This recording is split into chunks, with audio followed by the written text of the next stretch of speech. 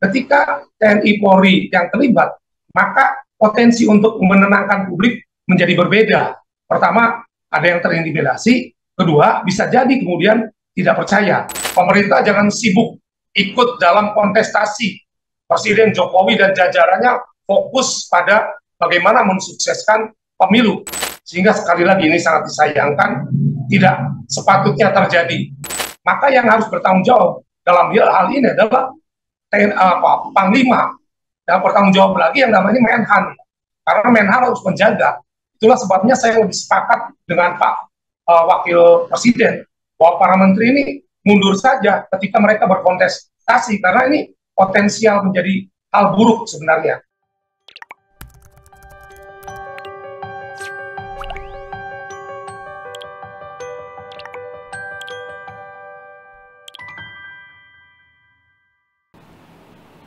Halo, selamat malam Tribuners, kembali dengan On Focus Tribun News bersama saya Apvia Tiokonibili. Tribuners, terjadi beberapa kasus kekerasan terhadap para pendukung para capres dan cawapres peserta Pilpres 2024.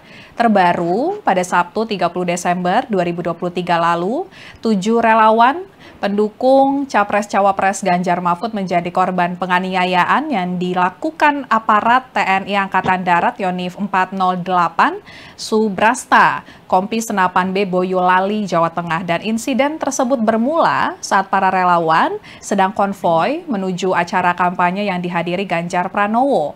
Dari 15 anggota Kompi B Yonif Rider 408 Subrasta Boyolali yang telah diperiksa, 7 anggota TNI telah ditetapkan sebagai tersangka dugaan penganiayaan terhadap relawan Ganjar Mahfud. Dan Kepala Dinas Penerangan TNI Angkatan Darat Brigjen Christomei Sianturi mengatakan pihaknya mengungkap berdasarkan hasil pemeriksaan sementara, para terduga pelaku penganiayaan mengaku terganggu dengan suara knalpot brong yang digunakan para korban. Kemudian para pelaku emosi karena knalpot brong tersebut terus digeber saat melintasi Jalan Perintis Kemerdekaan Boyolali, tepatnya di depan markas Kompi 8 Yonif Riders 408. Dan sebelumnya juga terjadi kekerasan di Sleman, Yogyakarta. Seorang pendukung Capres-Cawapres Ganjar Mahfud meninggal dunia setelah dirawat akibat diduga dikeroyok simpatisan pasangan calon nomor urut 2. Pendukung Capres Prabowo Gibran di Sampang, Madura juga menjadi korban penembakan orang tidak dikenal atau OTK. Dan terkait sejumlah rangkaian tindakan kekerasan kepada para relawan ini, kita akan berdiskusi, ngobrol dengan Sekjen Komite Independen Pemantau Pemilu KIPP Pak Kakak Suminta yang malam ini sudah bergabung dengan kita Tribuners melalui Zoom. Halo, selamat malam Pak Kakak. Selamat malam Mbak Pia, selamat malam Tribuners.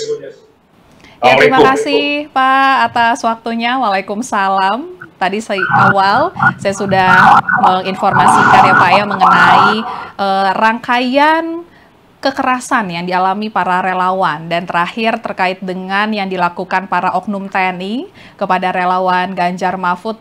Ini dari pihak KIPP, Pak Kakak, bagaimana pendapatnya melihat aksi kekerasan tersebut? Ya, pertama memang ada laporan ya dari teman-teman tim Boyolali dan Jawa Tengah terkait dengan beberapa insiden, bukan hanya satu, minimal di Jawa Tengah, Yogyakarta itu 2. Nah, kemudian ketika kita cek kronologi dan sebagainya, ada kemiripan dengan informasi yang berkembang di masyarakat, yakni ada yang antar relawan, ada yang memang antara aparat TNI dalam hal ini dengan relawan. Nah, keduanya ini masih belum jelas dari pemantauan KIPP karena kita menghormati proses hukum. Kami sebagai pemantau tentu saja pertama menyesalkan dan menyayangkan terjadinya kekerasan. Karena kalau kita perhatikan memang di 2019 atau 2014, 2009 itu ada kekerasan. Tetapi yang kita perhatikan kekerasan yang cukup menonjol dan kemudian juga melibatkan aparatur oknum TNI ini, nampaknya kita perlu menjadikan ini sebagai warning, Mbak Pia. Sebagai warning kenapa?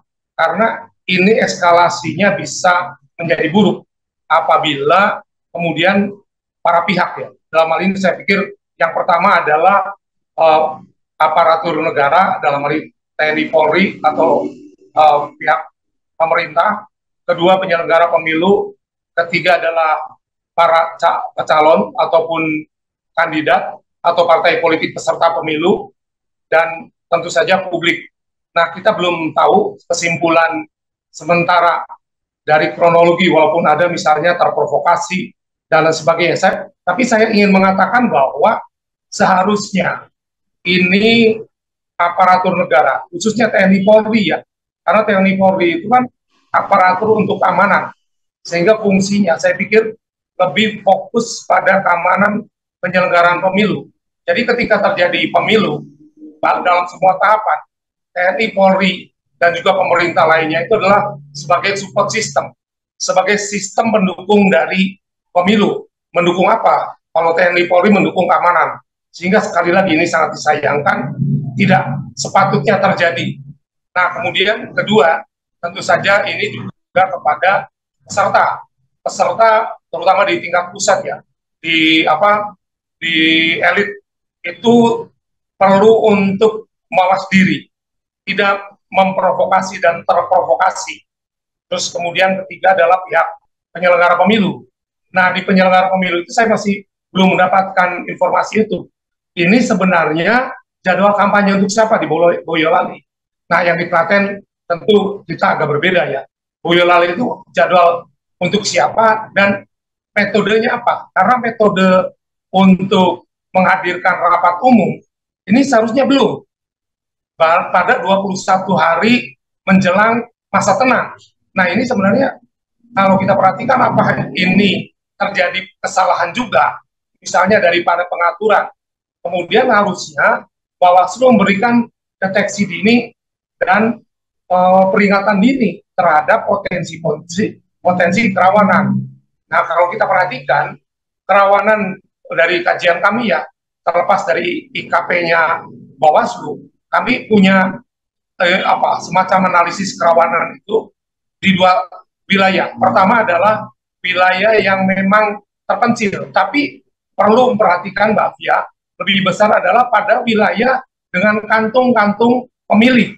Kenapa? Karena ini HIV-nya itu adalah pada capres-cawapres. Misalnya di Madura adalah pendukung dari capres tertentu, dalam hal ini 02. Kemudian di Klaten dan di Boyolali, informasi yang kita terima adalah pendukung nomor 3. Nah, artinya memang ini IP-nya di capres-cawapres, sehingga kita lebih fokus ke sana dalam hal potensi konflik dan keamanan. Hal lain yang tidak boleh dilakukan oleh pemerintah adalah kajian dan analisis. Pemerintah jangan sibuk ikut dalam kontestasi.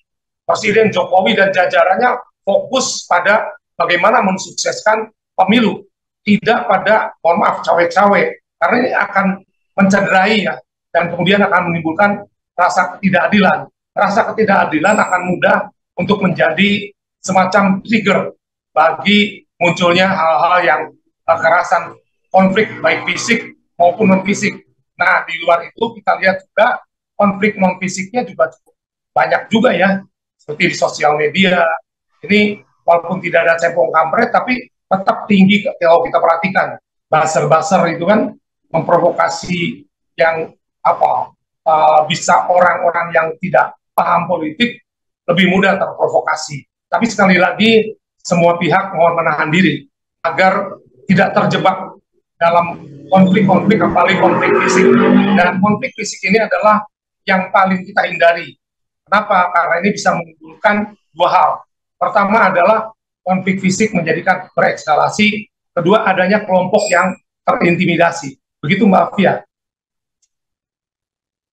Apakah dengan rangkaian adanya kekerasan kepada para relawan ini menunjukkan kalau misalnya aparat keamanan masih kurang dalam melakukan pengawasan, pengamanan gitu Pak, terkait dengan kegiatan-kegiatan kampanye di wilayah-wilayah khususnya yang memang banyak potensi suara gitu ya Pak, seperti yang tadi Bapak ungkapkan. Ya, saya pikir ini Mbak Fia, ini perlu penguatan Jadi kemarin kan kalau kita dengar Pak Presiden Jokowi menyampaikan bahwa berkali-kali saya sampaikan bahwa aparat TNI Polri netral. Nah, ini harusnya tidak hanya pernyataan, tetapi juga implementasi di lapangan dan tidak sekedar mana buktinya, tetapi memang tidak ada. Misalnya kemarin saja ada mengumpulkan kepala desa, pimpinan kelurahan. Nah, bagaimana publik bisa menilai bahwa pemerintah, penyelenggara pemilu itu netral? Kenapa? Karena kalau ini tidak dijaga sebelum nanti sebagai bagian dari aparatur keamanan ya, kalau ini tidak terjaga, kemudian publik menilai bahwa pemerintah, kemudian ada aparatur yang diduga tidak netral, maka rasa keadilan ini akan terkurangi. Dan rasa keadilan yang terurangi mudah untuk memicu konflik-konflik baik fisik maupun non-fisik. Nah, kondisi saat ini saya pikir juga ada kondisi lain. Pertama memang politiknya, kedua adalah soal sosial ekonomi. Kita belum tahu apakah sosial ekonomi juga kemudian menjadi faktor ya. Misalnya bukan hanya soal politik semata, tapi juga kita lihat di Papua ya. Itu apakah juga faktor sosial ekonomi ini juga mempengaruhi? Artinya kita perlu benar-benar menjaga agar teman-teman saudara-saudara kita ini juga bisa terjaga perasaan keadilannya. Nah, tadi ketika berbicara tentang kesiapan aparatur keamanan, dalam hal ini TNI Polri dibantu dengan kelompok lain untuk mengamankan, saya pikir pertama bukan ini yang pertama kali. Kedua, bahwa dari sisi sumber daya manusia, sumber daya jejaring, sumber daya non manusia, sumber daya teknologi, semuanya dimiliki oleh TNI Polri. Tidak ada yang saya pikir ada bagian dari negeri ini yang harusnya kecolongan ya. Oleh karenanya tentu saja ketika yang melakukan adalah aparatur, ini saya pikir satu tingkat lebih parah dibandingkan kalau antar warga kemudian terjadi konflik, kemudian aparatur keamanan menengahi. Ketika TNI Polri yang terlibat, maka potensi untuk menenangkan publik menjadi berbeda. Pertama, ada yang terintimidasi, kedua, bisa jadi kemudian tidak percaya. Saya berharap kepercayaan ini benar-benar dijaga. Jadi Pak Kapolri tentu saja karena kan untuk keamanan aparatur lain termasuk TNI di bawah kendali operasional TNI, Polri maksud saya, sehingga semua sumber daya itu benar-benar menjaga, dan saya pikir kita mampu kok untuk menjaga itu sepanjang ada dua hal tadi, netralitas dan kemudian kesungguhan kita untuk menjaga keamanan, Mbak. Begitu. Ya. Baik, Pak Kakak, kemudian apakah Anda melihatnya pemilu 2024 ini akan lebih keras gitu dibandingkan dengan pemilu 2019 lalu dengan adanya kejadian yang terjadi belakangan ini, Pak? Sebenarnya prakteknya buat kami sebagai pemantau pemilu, prakteknya itu cukup keras. Kenapa? Karena dalam pemilu ini sudah ada praktek, misalnya ada usulan tentang 3 periode, ada usulan penundaan pemilu, kemudian prakteknya juga intervensi sampai ke Mahkamah Konstitusi. Kemudian juga banyak sekali tanda-tanda bahwa ini akan menimbulkan efek keras dalam pemilu ini. Jadi prakteknya saja sudah jelas. Harusnya para pengambil kebijakan bisa menganalisa ini. Tetapi sayangnya pengambil kebijakan justru termasuk kami menilai bahwa Bapak Presiden ini tidak benar-benar menjaga netralitas, baik dirinya maupun jajarannya. Oleh karenanya saya kembali berharap bahwa Bapak Presiden Jokowi ini memberikan legacy yang baik untuk demokrasi di Indonesia. Nah kemudian apakah pasca ini akan menjadi eskalasi atau menurun? Saya pikir agak sulit ya untuk memprediksi. Berharapnya tidak akan terjadi eskalasi. Tetapi yang namanya konflik yang kemudian jika tidak ditangani dengan baik, saya tidak tahu bagaimana Polri dalam hal ini ya, atau peradilan koneksitas nantinya akan menangani hal seperti ini, akan menemukan siapa pelakunya, kemudian siapa yang bertanggung jawab dan seterusnya. Ini saya pikir tidak sekedar setingkat prajurit ya harusnya, karena yang menjaga prajurit itu adalah komandannya, dan di atas komandan ada komandan.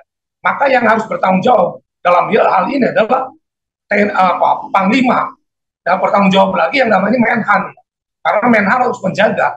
Itulah sebabnya saya lebih sepakat dengan Pak Wakil Presiden bahwa para menteri ini mundur saja ketika mereka berkontestasi, karena ini potensial menjadi hal buruk sebenarnya. Kalau bisa kami sebagai masyarakat sipil meminta kepada para kontestan, khususnya di Pilpres, untuk mundur apabila dari kementerian atau pemerintahan.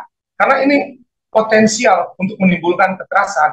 Karena walaupun mungkin tidak ada instruksi, tetapi yang namanya loyalitas di bangsa kita, di aparatur kita, itu cukup tinggi. Ini yang harus dijaga. Biar ya, para menteri yang ikut menjadi peserta Pilpres 2024, kan kita berharapnya kalau misalnya ada menteri yang ikut ini akan terjaga gitu Pak, suasana penyelenggaraan pemilunya. Berarti ini agak kurang gitu ya Pak dari ekspektasi kita ya Pak ya? Ya, tentunya memang tidak ada jaminan, karena yang namanya kontestasi itu memang mau nggak mau ada fiksi. Tetapi tentu saja kita sebagai bangsa, kita sudah berpemilu dalam demokrasi itu sudah hampir 6 kali. Kalau dibarengkan dengan di 55 dan seterusnya, sudah berkali-kali, puluhan kali. Artinya seharusnya sudah dewasa. Nah, saya pikir problemnya ini sekarang kedewasaan itu diuji, bukan di rakyat, diuji di elit. Maka ketika kekerasan terjadi, harusnya ini memberikan pembelajaran kepada kita. Dan ini juga pembelajaran bukannya hanya pada pemilu ini. Pada pemilu-pemilu selanjutnya, tidak boleh lagi ada aparatur negara yang berpihak. Tidak boleh ada lagi calon yang tidak mundur dari pemerintahan. Karena itu menimbulkan friksi.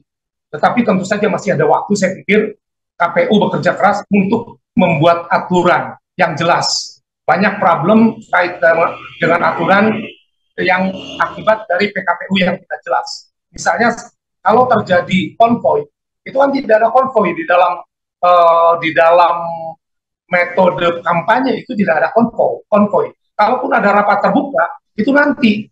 Nah, kalau kemudian orang sudah berkumpul di jalanan dan lain sebagainya, kita tidak menyalahkan sepihak, tapi kenapa bisa terjadi? Terus Bawaslu kenapa tidak bisa melakukan deteksi dini? Akhirnya saya pikir KPU dan Bawaslu mengevaluasi.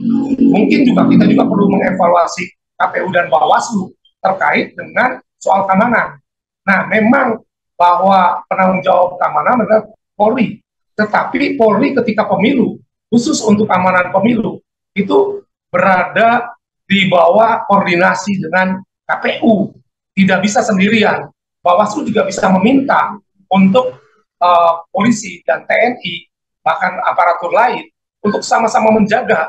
Nah, ini yang saya belum tahu. Harusnya ada evaluasi. Saya catatan juga kepada KPU dan Bawaslu, kenapa hal ini bisa terjadi begitu, Pak Fia. Kemudian selain dengan kekerasan ya Pak ya, sektor pelanggaran apalagi yang harus diwaspadai aparat keamanan nih Pak, terkait dengan pemilu 2024. Sebulan lagi ya Pak ya, kita akan melakukan pemilihan. Iya, kita ini masih diwarnai dengan, sebenarnya di undang-undang jelas, ada 2 tugas Bawaslu yang harus diawasi. Pertama adalah politik uang. Kedua adalah netralitas aparatur negara. Nah, ini yang 2 PR ini sampai saat sekarang saya nggak tahu apakah Bawaslu dengan IKP-nya kemudian juga sudah melakukan semacam mitigasi dan kemudian rekomendasi untuk perbaikan atau belum. Karena dengan kejadian ini saya pikir ini ada yang kurang, ada yang salah dari sistem kita berkampanye. Termasuk juga sebenarnya ini problem dari sisi yuridis ya, dari sisi regulasi. Kampanye yang 75 hari ini sebenarnya problematik. Karena kampanye 75 hari, potensinya adalah kampanye yang tidak persuasif. Kampanye yang tidak dilakukan secara soft. Ini orang akan keras. Kenapa? Karena potensi yang dimiliki oleh masing-masing paslon, oleh masing-masing partai, itu tertumpah dalam waktu yang pendek. Saat ini tanggal 2, artinya kita hanya punya waktu 1 bulan 12 hari. Dipotong masa tenang 3 hari, hanya 1 bulan 1 minggu. Nah, dalam waktu 1 bulan 1 minggu ini yang kita tanggap itu belum ada pertukaran ide, belum ada penyampaian gagasan yang utuh, kemudian ditimpali dengan berbagai dugaan pelanggaran kekerasan fisik yang kita alami sekarang. Tapi tidak boleh lupa, pelanggaran yang paling parah dari aparat negara adalah kecurangan dalam misalnya keberpihakan untuk memihak salah satu pihak. Tanpa ada kekerasan fisik, bisa jadi bentuknya intimidasi, bisa jadi bentuknya adalah semacam surveillance terhadap warga negara. Bisa jadi juga lebih parah lagi kalau terjadi misalnya kecurangan terkait dengan proses dan hasil pemilu, perolehan suara nanti. Karena dalam beberapa kajian kami di pilkada misalnya, hal ini masih terjadi, keberpihakan yang kemudian mengakibatkan terjadinya suara yang dalam tanda kutip tidak sesuai dengan pilihan rakyatnya sendiri, baik oleh karena intimidasi atau bahkan oleh karena kecurangan yang terjadi di TPS, direkapitulasi sampai tingkat selanjutnya. Nah, ini yang seharusnya kita jaga ya. Karena apa? Karena aparatur negara dan aparatur keamanan ini mempunyai privilege. Pertama, untuk aparatur keamanan punya senjata. Kedua, memiliki jaringan. Ketiga, publik juga menaruh harapan. Sehingga bisa jadi ini kalau terjadi kecurangan melalui aparatur, baik tidak netral, bahkan sampai pada proses pemungutan dan penghitungan suara, ini akan jauh lebih berbahaya ya, sehingga menimbulkan ketidakpercayaan publik yang sangat luas. Begitu Mbak Afia. Ya baik Pak Kakak, kemudian nih Pak, pertanyaan terakhir dari saya Pak, jelang debat nanti hari Minggu ya Pak ya, 7 Desember 2023, debat ketiga, jatahnya capres lagi yang akan berdebat ya Pak ya. Temanya nih pertahanan, keamanan, hubungan internasional, geopolitik. Ini bagaimana Anda menilai suasana jelang debat dan evaluasi dari debat kedua kemarin Pak? Saya pikir kita sedang mengalami pelemahan ya, di berbagai bidang. Pelemahan di misalnya sosial ekonomi. Nah, kalau debatnya soal pertahanan, mau tidak mau soal kekuatan ekonomi akan menentukan pertahanan dan keamanan. Nah, saya berharap bahwa para capres ini kemudian fokus pada bagaimana memperkuat mulai dari aparatur posturnya sampai dengan keberadaannya dan pengaruhnya. Karena kalau saya perhatikan, saya mencoba ke beberapa negara, mohon maaf, pengaruh Indonesia itu saat ini tidak terlalu kuat di tengah geopolitik. Dan ketika kita ingin memperkuat itu, mau tidak mau, modalnya adalah kepercayaan publik di dalam negeri. Bukan sekedar bagaimana kita membeli senjata, tetapi bagaimana kita benar-benar mampu untuk menjadikan aparatur keamanan itu sebagai pelindung rakyat, sekaligus menjadi aktor yang bermain untuk perdamaian dunia. Nah, untuk menjadikan dua hal itu, pelindung rakyat dan perdamaian dunia, diperlukan pemikiran-pemikiran dari capres, dalam hal ini capres ya, yang akan berdebat. Dari para capres ini benar-benar untuk menganalisa, tentu saja tidak sendirian dengan timnya. Saya hanya memberikan semacam catatan sebagai ground dasar bahwa menurut saya dari beberapa pemahaman di internasional, ketika berdiskusi dengan teman-teman di luar Indonesia, itu nampak Indonesia mempunyai kelemahan yang saya pikir perlu kita perbaiki dalam hal pertahanan dan keamanan. Salah satunya tadi, soal pengaruh kita secara geopolitik. Ini tidak terlalu besar. Bahkan saya anggap harusnya tidak sesuai dengan postur Indonesia sebagai sebuah negara besar, dengan penduduk besar, dengan sumber daya yang luar biasa. Ini artinya belum optimal. Dan saya belum mendapat nih dari cawapres yang menyampaikan berbagai gagasan di berbagai tempat. Ini mudah-mudahan di debat nanti akan keluar pemikiran-pemikiran mereka, dan ini akan menjawab juga bagaimana pemilu kita bisa damai misalnya. Itu hanya bisa dijawab kita yakin bahwa keamanan, pertahanan kita benar-benar kuat. Begitu Mbak Afia. Baik, terima kasih Pak Kakak Suminta atas ngobrol-ngobrolnya kita malam ini ya Pak ya. Nanti kita diskusi lagi di kesempatan yang lain. Terima kasih atas waktunya Pak. Selamat malam, selamat beristirahat. Ya. Ya, Tribuners, itu dia perbincangan kita dengan Sekjen Komite Independen Pemantau Pemilu KIPP, ada Pak Kakak Suminta. Kita tadi ngebahas mengenai apa saja yang terjadi belakangan ini di masa-masa Pemilu 2024, yakni kita tahu baru saja terjadi tindakan kekerasan ya kepada pendukung dari Ganjar Mahfud di Boyolali. Dan kita juga akan sama-sama menanti terkait dengan debat Capres yang akan berlangsung akhir pekan ini. Dan ada tema baru yang bakal dibahas Tribuners, yakni terkait dengan pertahanan, kemudian keamanan, hubungan internasional, serta geopolitik. Kita sama-sama menanti gagasan apa saja yang disampaikan oleh para Capres. Kalau begitu, terima kasih sudah menyaksikan. Saya Fia Tiokoni Billy, pamit undur diri dan sampai jumpa. Selamat malam.